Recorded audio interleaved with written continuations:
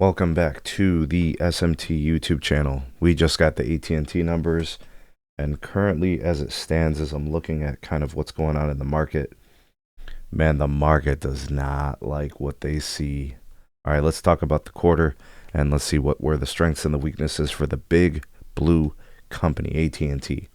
All right, so for the quarter, Q2 2025, the situation at AT&T being a huge, massive wireless operator and then also a wireline operator, really driving home the point of convergence, the fiber and the wireless piece. Obviously, they really care about the penetration rate. They really care about increasing that number. They did that. The number of folks that are taking the wireless and the fiber services continues to increase, right? So they're nailing it. AT&T Internet Era strength, plus 203,000. FirstNet a strength, almost 400,000 net adds. They now have 7.5 million customers on that service.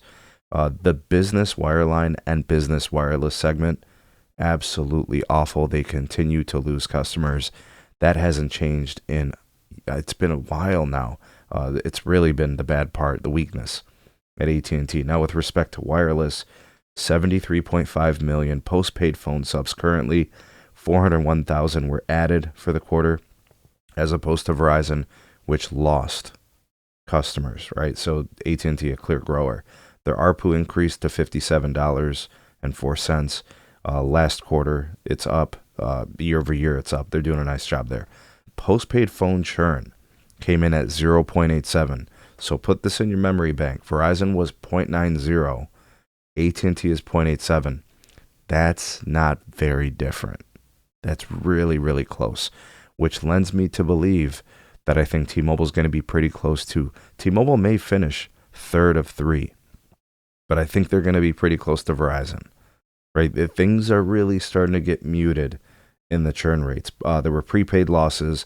In fact, AT&T has lost now 5,000 subs in the last year in prepaid, and then they actually lost 150,000 this quarter. That's huge. That could potentially be impacts from immigration issues. With respect to fiber, they now have 9.8 million customers on the service. 243,000 were added. 19% revenue growth year over year in that segment. The ARPU is up to $73.26. These are great metrics for fiber. 22 consecutive quarters with 200,000 or more subs added on fiber. 100,000 in the copper DSL losses, but largely offset by the fiber gains and the AT&T Internet Air gains. Quickly to go through the financials. CapEx still set to be 22 to 22.5 billion. Really aiming for the 2.5x debt to adjusted EBITDA ratio. $10 billion in share repurchases has been declared. They're paying dividends. $3 billion in a running cost-cutting program.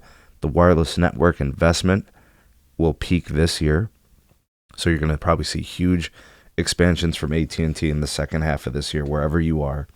3.5% wireless service revenue growth year over year. And of course, the ongoing copper decommission process happening. But the theme here for AT&T, quote, growing the right way. They continue to push that. And of course, the tax reform helping them to the tune of several billions of dollars over the next few years. I think upwards of almost $8 billion through 2027. We know that benefited Verizon.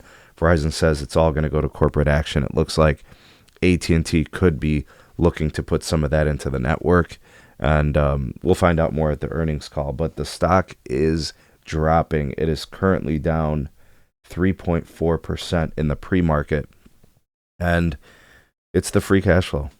They came in at $4.4 billion. Meanwhile, Verizon came in at, I think for the half, it's pretty close. So they've got that piece that, I don't know what the guide is. I'm gonna have to look at that. I'm guessing it might be something to do with the free cash flow, the services revenues, because everything else is pretty much hitting. There may be some kind of an issue somewhere that we just got to sort through. I'll continue to look through this 10K and see what I could find, and then we're going to listen to hear what they have to say from leadership in regards to the quarter. But it is dropping. I'm I'm not sure, exactly why, but we'll be finding out. I know Verizon is also down in pre-market. It looks like possibly, maybe T-Mobile could be having a strong quarter. They'll report after the market close. We'll see what happened. But let me know what you guys think of the quarter. Tons of growth. Churn rate's pretty close to Verizon's.